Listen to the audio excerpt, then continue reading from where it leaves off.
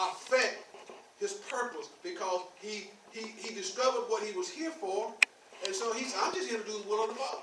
So he would not allow people's opinion of him, because he knew what he thought of himself. And he would not allow their opinions to stop him. And people do this all the time in the church. If somebody say something, get mad or upset. Or if a preacher says something and you get a group of folks say, well, we didn't like how you said that. And then he goes into a pity party. Are you listening to what I'm saying? Or somebody down at work says something about you. Well, they're entitled to their opinion. You know what you got to agree with. See, you need to know what you think about you. And you need to find out what God says about you. And then renew your mind with it. It is not what men say about you that really matters in life. It is what you believe about yourself. What do you believe about yourself? Jesus was slandered. He was falsely accused. They said he was possessed with devils. Countless associations, accusations were hurled like stones against Jesus every day of his life. But it never affected him.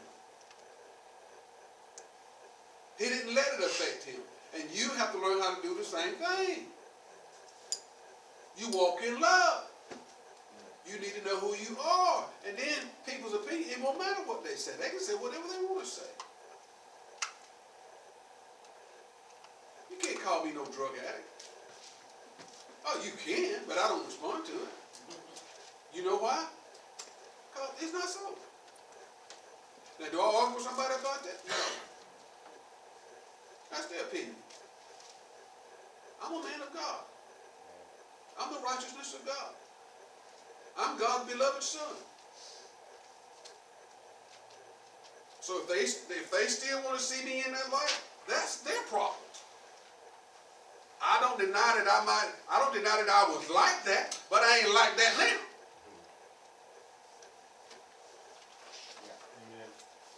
Because what? I'm who God says I am. Jesus never begged anyone to believe in him. He knew that integrity cannot be proven. It must be discerned. Did you get that? He never wasted time with critics. He kept his attention on his goal.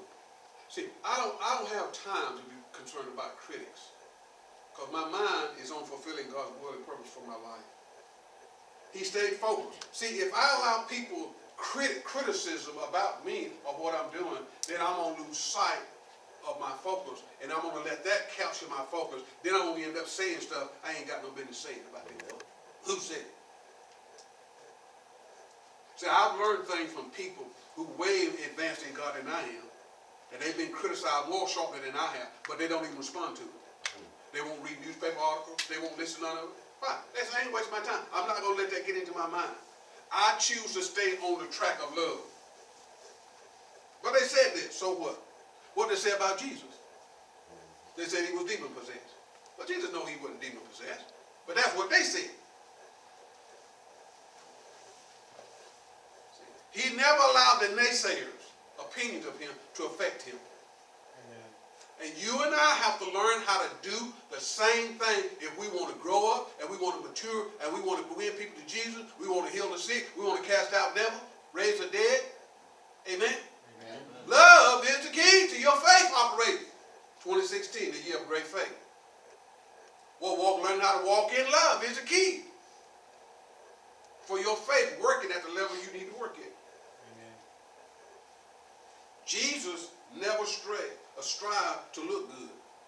You know why? He was just simply good. He never strived to look good. He was just simply good. He did not labor to appear truthful. He was truthful. These are powerful principles, brothers and sisters.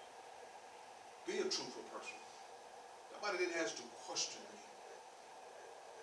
I'll share this, and I'm going to share one thing, and we're going to close after this. He never struggled to have a good reputation. He had character. character will produce a good reputation. Every successful person wants to be loved and admired, but your enemies and critics, and you'll have them, will never leave your reputation unstained, untarnished. There will always be sage to it. There's folks, let me tell you something, Chuck.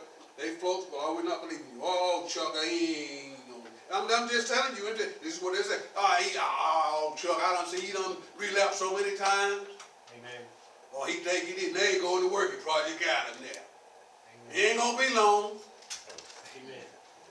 I've seen him do good before. But see, son, listen, don't listen to that.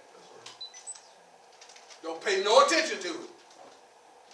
You must rise above that fact. Amen. You must never allow what others say about you to change your personal opinion of yourself. Never. Now, I remember this happened years ago. Had a building that I was leasing with the church when I first started out here on North Broad Street. And it was just a little office type building. And we had leased that building. I won't tell you people that I leased it from, but I leased it from these people that own these properties. And we had been there maybe over a year or so in that little building there, just before we started that nice little place. And they were